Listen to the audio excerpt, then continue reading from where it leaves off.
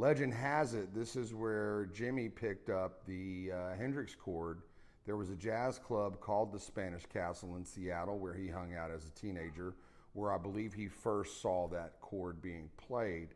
So it's utilized here, and on the actual recording, he played the chord on a piano. So we're going to talk about the intro right now.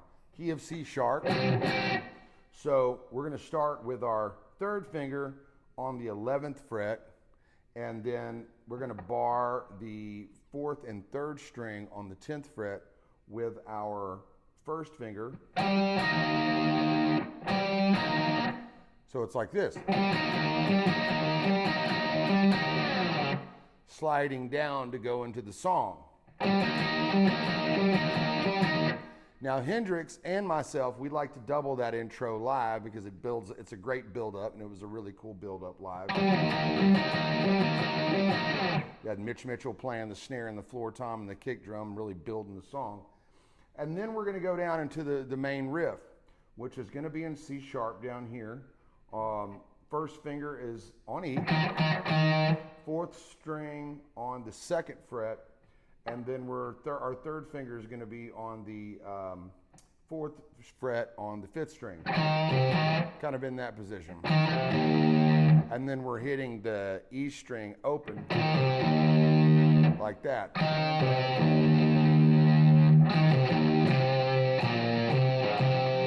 Going back to the B. And then first string, second string, open.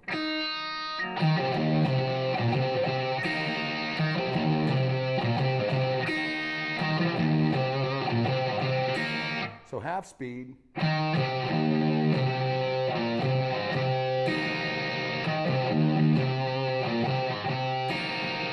So notice we've got a lot of fuzz on this tone, mimicking what Jimi Hendrix would have used as a fuzz face pedal. So if you've got a fuzz face or if you've got a really cool pedal, today I'm using the Function Effects Cluster Fuzz, which is my main fuzz pedal now, which is a very cool fuzz pedal. You should check it out.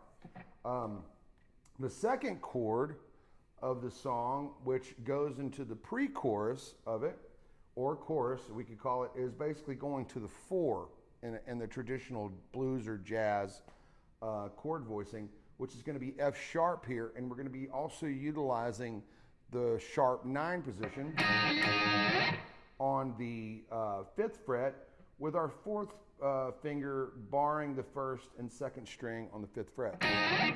So that will be, and in our previous lessons we talked about using our thumb in the rhythm structure. So we're going to be coming off of the 3rd string on the 2nd fret, almost like what we did on the original voicing on the first chord, but now we're going to go up to the 3rd string, 2nd fret, coming up to the 4th fret on the 4th string, and then our 4th string on the 2nd, just like we did the first one. Except instead of the low E, now we're going to be using our thumb to fret the 2nd string on the low E. And then barring the 5th fret.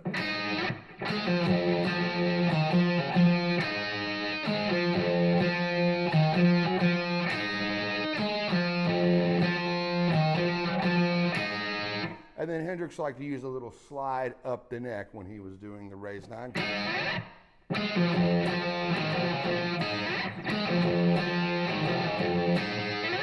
Really cool effect. It was always one of my favorites that I love Jimmy to do, was go up the neck with the sharp 9s. And then the turnaround is really interesting. We're going from an A flat to an F sharp to an E.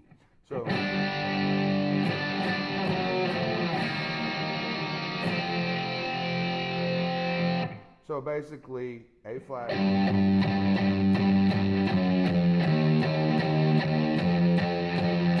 and then back to the first position again.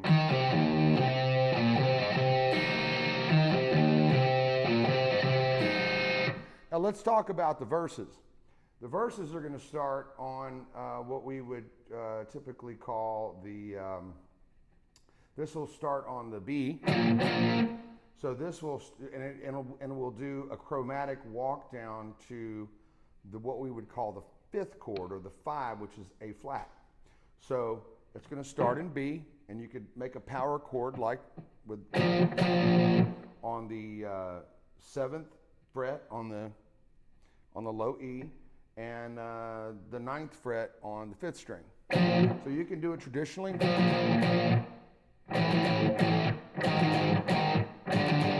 So we're just chromatically walking down, which means just move down each fret.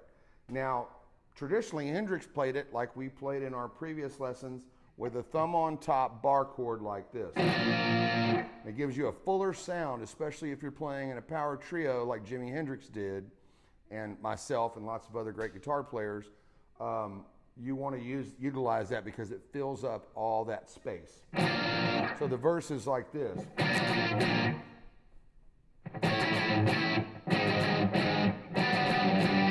And then back to the raised 9 chord, or the sharp 9 chord. Back to the 1.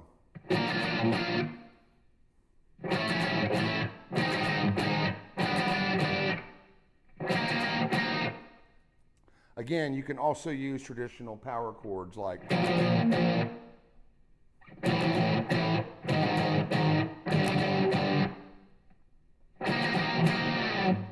Okay, now let's put it all together.